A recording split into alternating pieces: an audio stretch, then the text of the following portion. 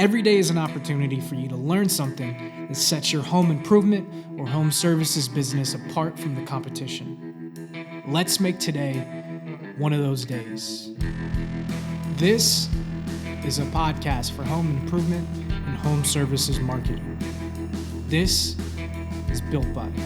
You've got to be adaptable. You've got to find a way to accommodate an uncomfortable customer. If you're not getting to home advisor leads in the first 5 minutes, you shouldn't even do it. Hopefully we're eating their lunch while they're trying to get back up and running.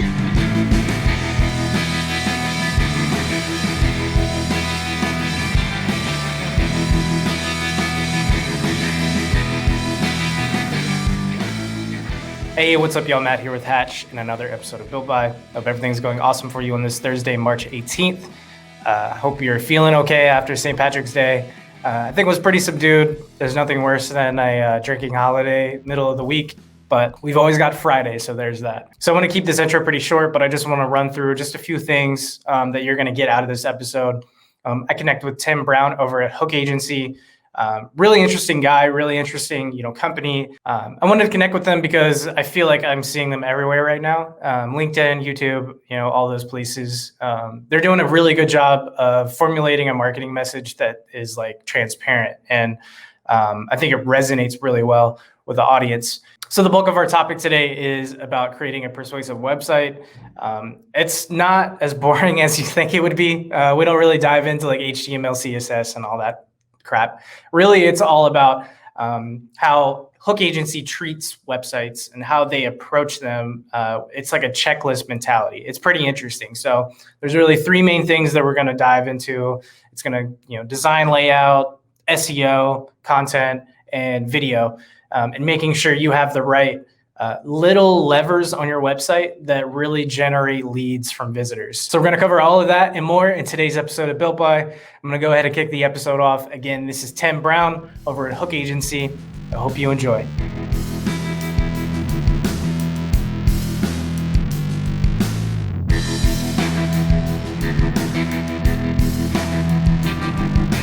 So you started, you were in digital marketing. And then you made the transition to your agency. And I believe you started with your wife. That's awesome. What I found interesting was that you guys really curtailed your service into home improvement and contractors and construction. Walk me through kind of that process there and what you were thinking there and why you made this like your go-to market. Yeah, so I think really what it came down to is we had a couple great clients in construction and particularly like remodeling and roofing. And actually one of our other first ones was paving. So we found ourselves just liking those people. Really, that was what it came down to. Like, I feel like I can be well employed and well paid, whatever I like now. After it's been a couple of years of marketing, I ultimately want to work with people I like, and I've just found a lot of construction people that I just dig on. I just like the vibe. It's better for us. It's just like, I think part of it is we are kind of a run and gun marketing team. We're like a little bit more like get shit done. Like we kind of like identify with the blue collar thing a little bit more. We're just like hardworking versus a lot of marketing agencies have got like that. They're like super strategic up here making the decisions, and then like they're a little bit fluffier and kind of out there, and we have found the people in the trades seem to like our vibe, our approach to getting stuff done, and a little bit more focused on the actual work versus like strategy and then make you do the work. So that was kind of how it happened. I think ultimately efficiency for ourselves, just efficiencies on processes, hiring, hire the people that want to serve this industry. Sales, we know who we're targeted at. Marketing, can we say something and it resonate with the right people consistently? So I think this is the power and the strength of a niche, whatever niche you choose. Like, and if you're a contractor, like niching into your best services, the services that are the most profitable, that you feel like you have the most process around. Passion for us is like the passion of enjoying the people and the situations that we're in. And like I said, I feel like we'll make money no matter what, but like ultimately I want to be by more people I like, and I want to enjoy my work. I'm a craftsman at the end of the day. Yes, I own a company. Yes, I'm a salesperson as well. Like I sell, and that's part of, being a small business owner. But the types of work that we do and enjoying the craft is like a big deal for me, and I want to do that. So I think that that's been a big push to us being involved with more contractors. Yeah, that's awesome, man. And another thing that I've noticed about you guys is that you're pretty transparent with everything, right? Yeah. And the one thing I've learned about this industry in particular is they'll see through the bullshit like instantly. Yeah. And unless you're upfront, and that's kind of the stigma around a lot of marketing agencies that I've seen, not even just in the industry, but everywhere else, where there's always this mystique, or there's always this very thin veil or something. And I love that you guys are just straight up, like, this is what we are. This is what we do, that sort of thing. Totally. Yeah, I appreciate that. I appreciate that very much. That is certainly something that we've tried to do and have been challenged to do by some of for instance, we have like a YouTube roofing guy that's very, that promotes us a lot. And he is very see through the veil kind of guy. And almost like I've been challenged by him, the fire of his personality, the intensity, to be even more transparent than we have been, and ultimately acknowledge the fact that a lot of marketers are kind of scammy or bullshit. You almost have to acknowledge that and kind of lead with that up front with this group, because there's just so many times where people got ripped off, and it's also a challenge to us to try to burn the fat off of our service a little bit and try to get down to the meat and potatoes as much as we can, which, ultimately it means we're not insanely profitable, but ultimately, I mean, it comes down to, we do want as much of our, of what people pay us as a marketing service to be focused on the value providing aspects of our service. So it's a challenge. It's a challenge to stay that way. And, we're a young company, and that's, I think that you have an easier time as a young company doing that versus as you get older, everyone, you always add these frills onto the service, right? So I think all of us got to stay young and hungry in that vibe, with our thing, and keep trying to make sure that it's value for the money. And I've heard people say value, the idea of value is kind of like BS sales talk. No, it's not, dude. It's not. Value is not sales talk. Value is are you making people's lives better? Do they have perceived high enjoyment for what they're spending? It's not out there. It's ultimately, it comes down to what somebody's spending versus what they're getting. Do they feel like they're getting a good quality thing? And it's dude, just even saying that makes just challenging to me to make we could be better at that. And I think everyone could. And I think that's always a struggle. And then you also have to figure out how to be profitable so you can spend money on your best employees and keep them around. So this is the beauty and the fun of running a small business. Yeah, no, that's awesome. And a lot of these values are mirrored to home improvement companies, being transparent, doing good work that retains customers, gets referrals, and that sort of thing. Yeah, it's awesome, man. And I'd love to, transition a little bit into our main topic today, which is, providing value for, the listeners, home improvement companies listening. And, what you guys really hone in on is website, SEO, video, really making persuasive websites that convert customers from visitors to your website, basically. That's why I was excited to talk to you guys. I love how you phrase on your website this quote. It was, your website can be your best salesperson. And it's interesting because a lot of the websites I see when it comes to this industry, they don't really put stock into their website, I guess. What are you doing to challenge that status quo? And when you're talking to, you're offering consultation sessions and things like that to home improvement companies, Why is that kind of the stigma, and how are you kind of getting around that?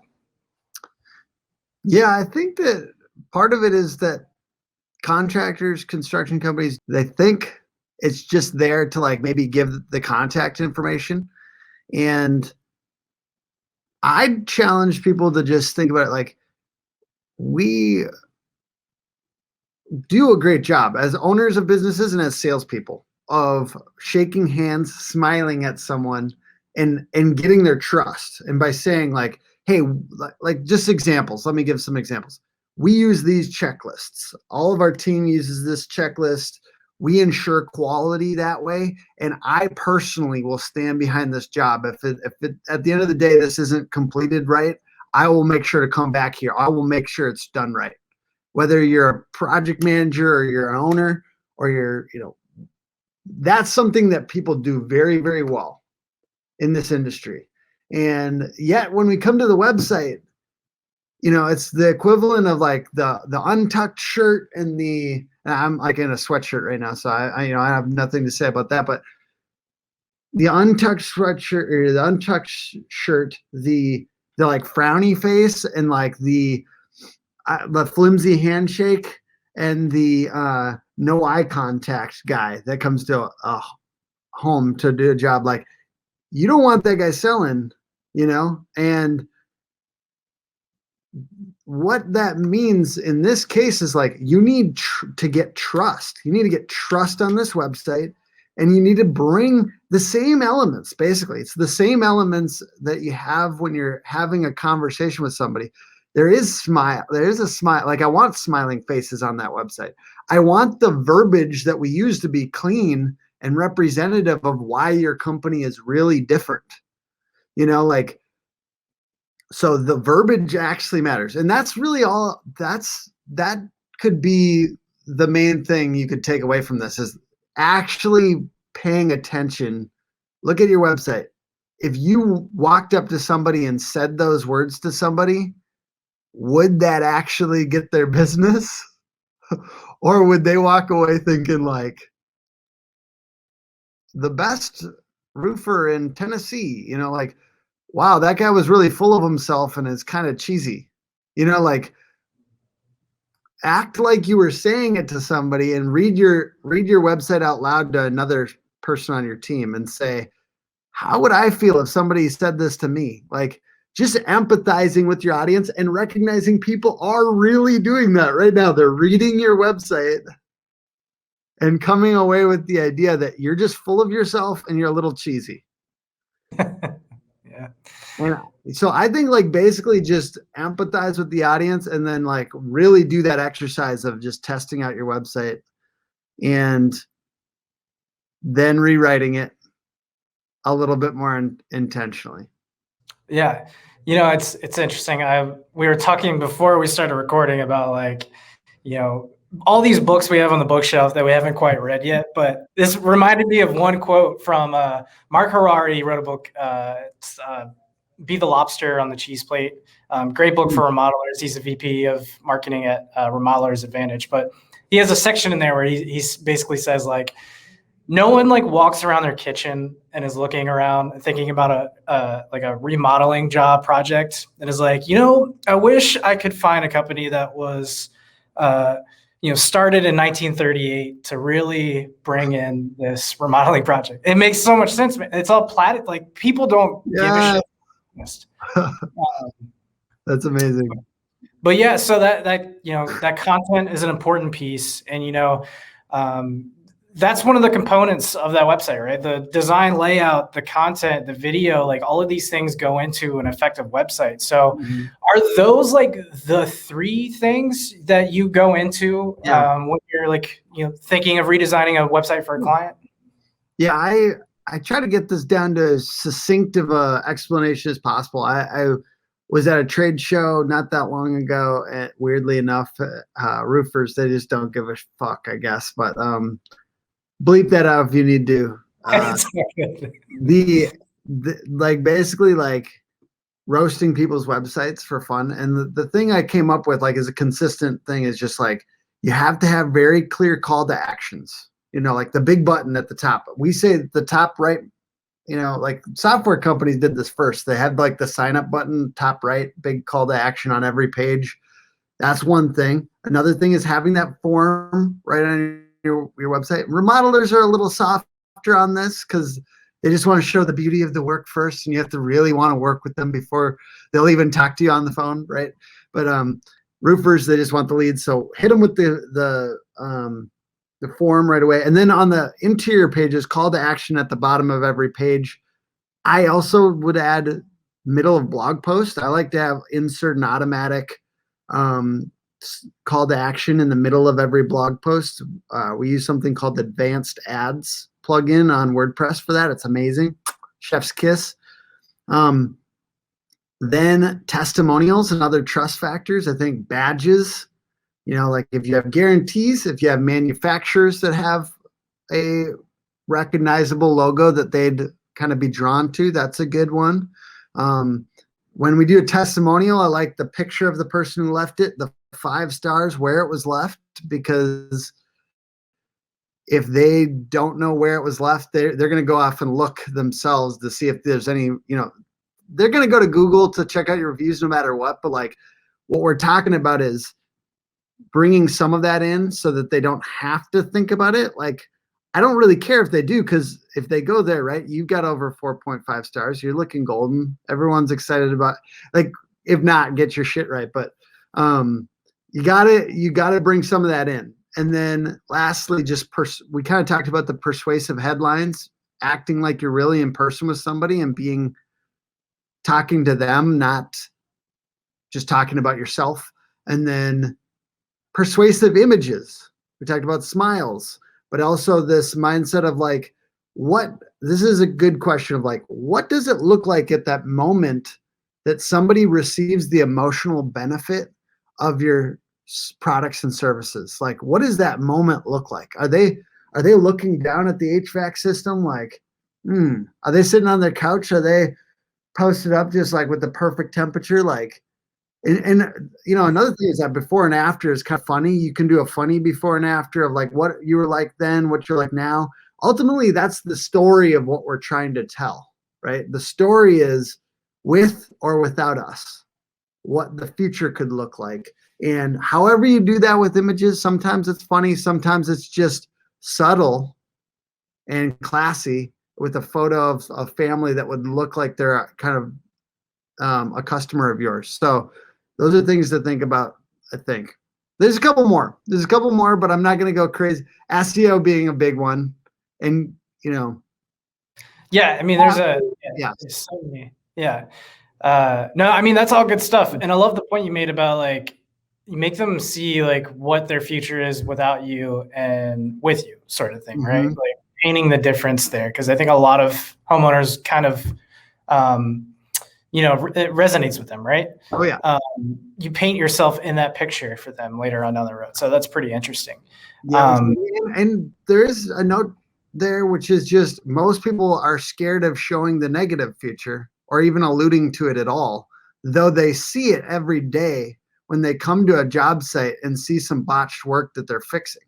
You can't just tell that story a little bit. You can't just allude to the fact that like there are some low quality providers and it's just plain wrong that somebody treats a homeowner like that. Like you say it, but you won't say it on your website. Like, and I wonder if there's a way for people to kind of bring that in a little bit in a classy way. That's not like, don't, because you push on that too hard. It almost feels scammy or something, low end, but like there has to be some allusion to that because there are stakes in the story, and the story has to have stakes. Otherwise, no offense, but if there's a $6,000 version and a $1,000 version, I'm going the $1,000 version every time. If you're telling me that all I'm going to be out is $1,000 and not a bunch of pain, I think I might take my chances. But if you're telling me that I'm going to, not only am I going to spend $1,000 and have a failed project, that I might also have my face covered in soot at the end of it or something, like I want you to bring some of that silliness, and I want you to bring some reality to the fact that you've seen jobs negatively affect people's lives beyond just the amount of money. because that's what you're up against. You're up against cheap providers, and they're cheap for a reason, and you know that. You know? Yeah. Yeah, for sure, man. I love that. Like, bring the reality into everything that you do. It just, as we're, alluding back to the beginning, it's that transparency. It's like, it's easier to relate to a company like that. And I think a lot of people kind of, look for that because they could get a roof repair for anywhere. But if you have something that like just catches their eye, it feels relatable. I mean, they're going to go with your company 100 times out of 100, I feel like. Wrapping this up, and we're kind of running against time here. I have 2 more questions for you. One of the things that I found you, and the things that I think you're doing very well over at Hook Agency, is video. So video creation, and this plays a huge role on your customers' websites as well. So walk me through just kind of like content creation when it comes to video, like what you're seeing is working pretty well. What are the most important things to feature on that homepage? Yeah, I think just a reiteration that it's all about them, not the company. I think everyone always does their video is just like this glamour piece about themselves. And I think you can do better. I think make it about them, make it about the successful project, make it a testimonial if you can, or incorporate testimonials. I think keeping it short, 1.5 minutes is a good time. Really what you want is the vibe of people like us do things like this, so if you found that this is your type of customer and you can show 2 or 3 of them that this is the type of house that they have, this is the type of life that they have, show it, and specific reasons as much as possible why your processes and your quality control is actually better, right? Checklists.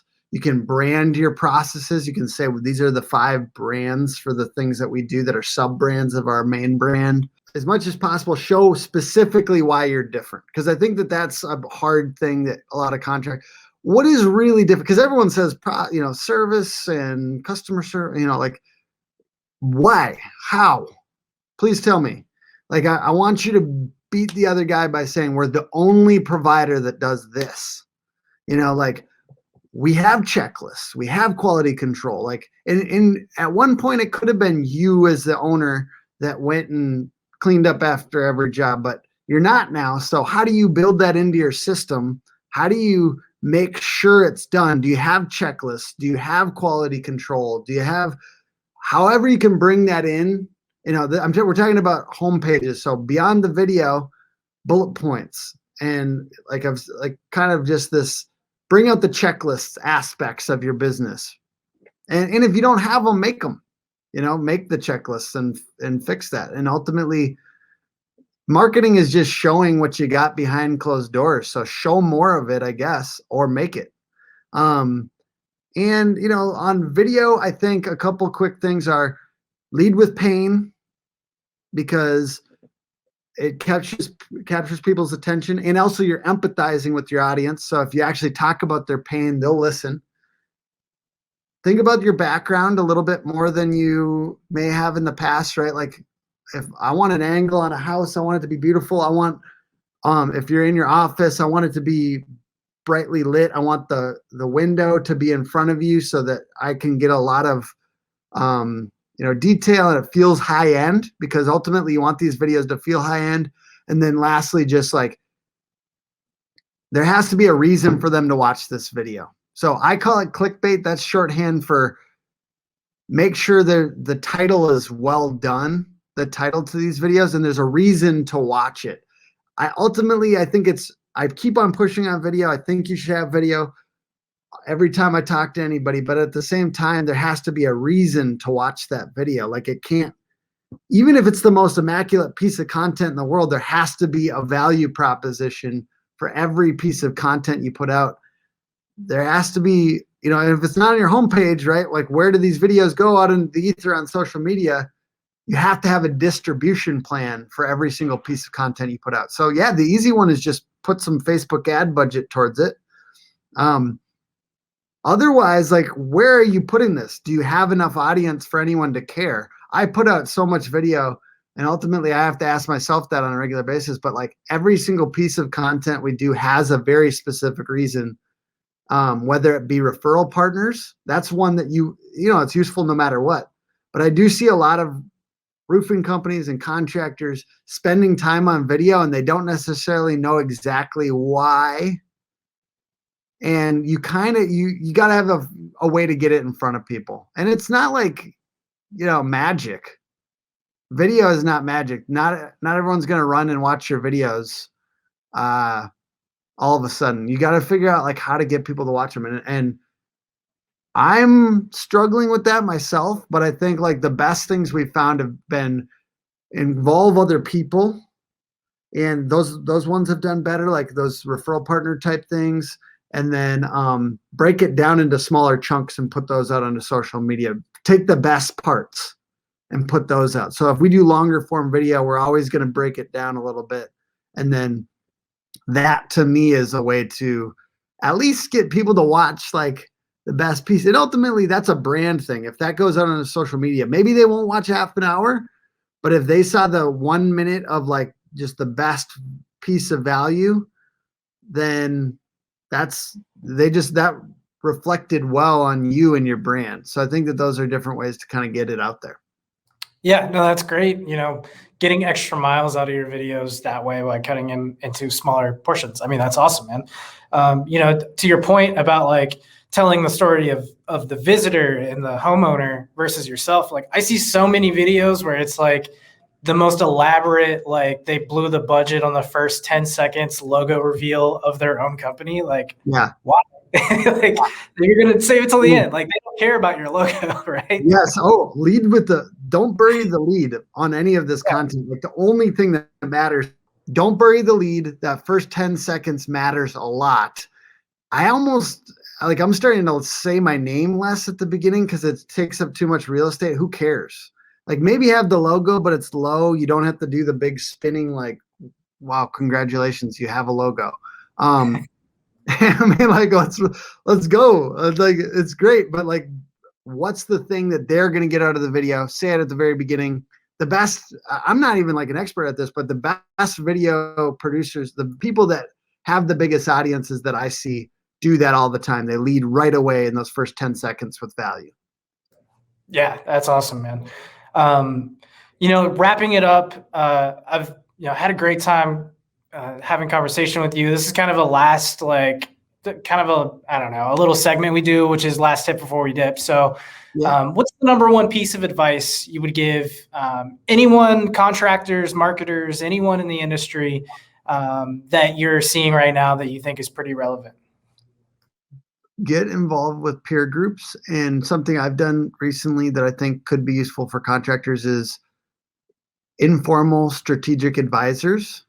Invite an informal, and maybe 3 and 4 informal strategic advisors to chat with you and a couple key people on your team every like 6 months. Just like you present all the stuff and then listen to them in response to all this, like give them as much context as you possibly can. I think that that's something that I see as a problem that a lot of small businesses do, which is trust people that don't have context to their business. The problem is not that they're not smart, like gurus out there. They're super smart. They're great, but they don't have all the context that you do. That's why you have to trust yourself. And then with informal strategic advisors and peer groups and stuff like that, if you can give them an hour worth of context and then listen, there's a lot of value to that. But just like inviting more smart people in, and for me, it's like I'm seeking wisdom and I'm trying to like better my character so I can make better decisions. I'm not just trying to like find the next hack, and ultimately I think that a lot of contractors and a lot of small businesses, a lot of marketing agency owners, a lot of us do these things where we're always looking for that next hack. We're always looking for the next shortcut. Stop looking for shortcuts, man. Get around wise people, strategic advisors, and listen. Yeah, and that's something I'm working on, so that's why I'm saying it. No, that's awesome. I see so many quote unquote thought leaders, and how much value can they actually provide to your business if they've never spent a day in your shoes, right? They can give you a high level type overview of it, but at the end of the day, is it going to provide you value? I mean, that's a great tip, man. I love it. And the last bit on that is just like, do what you already know to do, and like be consistent, do more of it. I think that's like a big one. Is like, do more of it.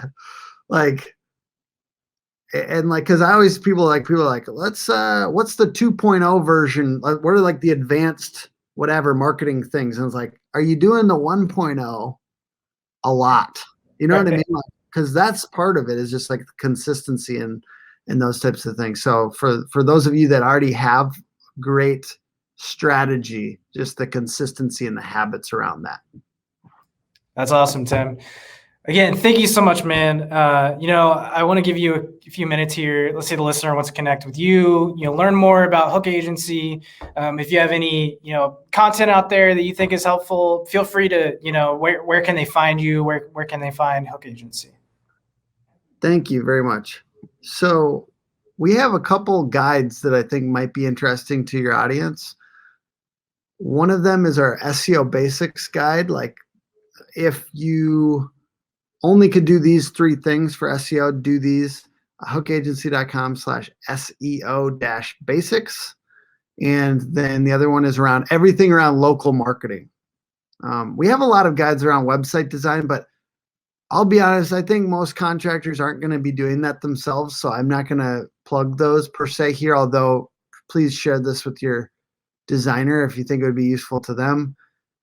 hookagency.com/local is a guide around everything that we know around local marketing. And there's a download, and there's a couple of great videos, and even some of those advanced hacks about getting higher on Google Maps, and a bunch of reminders about stuff you already know and how to do it more consistently. So hookagency.com/local, and just hookagency.com. We have a ton of resources on there.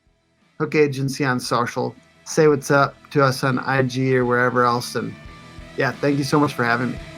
Yeah, man, absolutely. We'll have to do a round 2 podcast and just tackle like that local marketing problem. Yeah. Awesome, Tim. Thanks so much for joining, man. And until next time.